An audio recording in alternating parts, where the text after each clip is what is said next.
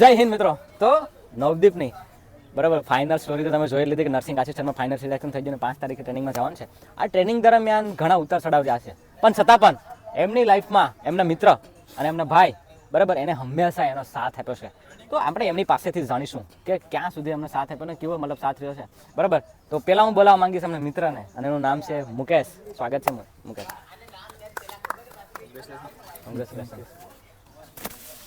બરાબર કિલો થઈ ગયો. બરાબર, એક દોસ્ત લાઈફમાં બહુ જરૂરી છે મિત્રો.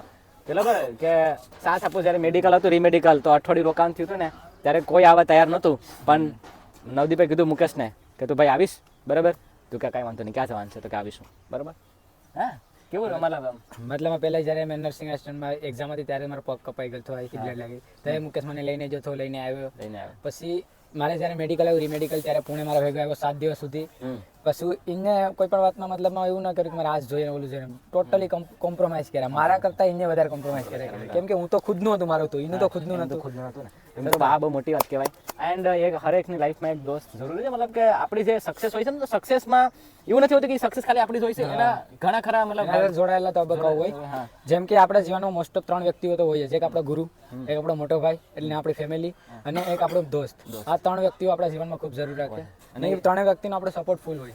અને એમાંથી એક ગુરુની તો વાત થઈ ગઈ, ભાઈ દોસ્તની પણ વાત થઈ ગઈ. હવે ભાઈ કહી લો કે બાપ કહી દો. બરાબર, કે એન્ડ સુધી સાથ દીધો ને એને છોડ્યો નહીં, એને કીધું કે તું તૈયારી કર, તું તારે હું બેઠો. બરાબર, બોલાવા માંગીશ ધર્મેશને. તો મિત્રો એમ સમજી લો કે એક ભાઈ તરીકે એનો ભાઈનો પૂરેપૂરો મોટા ભાઈનો રોલ નિભાવ્યો ભાઈ દિલથી, ને સેલ્યુટ છે એ ભાઈને. બરાબર, કે એમ સમજી લો કે એને કીધું કે તું તારે ફિલ્ડ ચેન્જ કરી નાખ્યું, કંઈ વાંધો નહીં, તારે દુનિયા ગઈ ભાડમાં, તો એનું ના વિચારે, શું તૈયારી કરું, અહીં બેઠો છું. શું કહેવા માંગીશ ભાઈ છે? મતલબ જ્યારે એસએસસીની મેડિકલ ફેલ થયો ને ત્યારે મારા ભાઈ મારા ભેગા થતા. તો એ ભાઈ એમ કીધું કે તું 30 વર્ષ સુધી તૈયારી કર, હું બેઠો. તારે કઈ ટેન્શન નથી લેવાનું, તારે 30 વર્ષ સુધી ઉંમર કરે, તને કઈ રોકે તો હું સેતા સુધી. મિત્રો પણ મારા ભાઈને ખુદ મને વિશ્વાસ હતો, મારા ભાઈને મારી ઉપર વિશ્વાસ હતો કે એ કરી જ નાખી, એમ કે 1 વર્ષમાં પતાવી દે.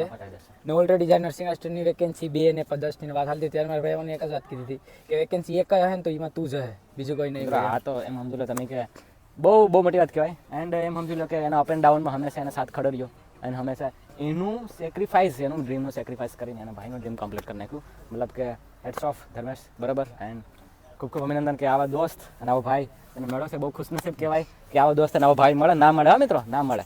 બરાબર, તો બસ મિત્રો આ જ છે ફૂલ સ્ટોરી, તમે જોઈએ જ છે. બરાબર, બસ અભિનંદન પાઠવવા માંગુ છું ફરીથી.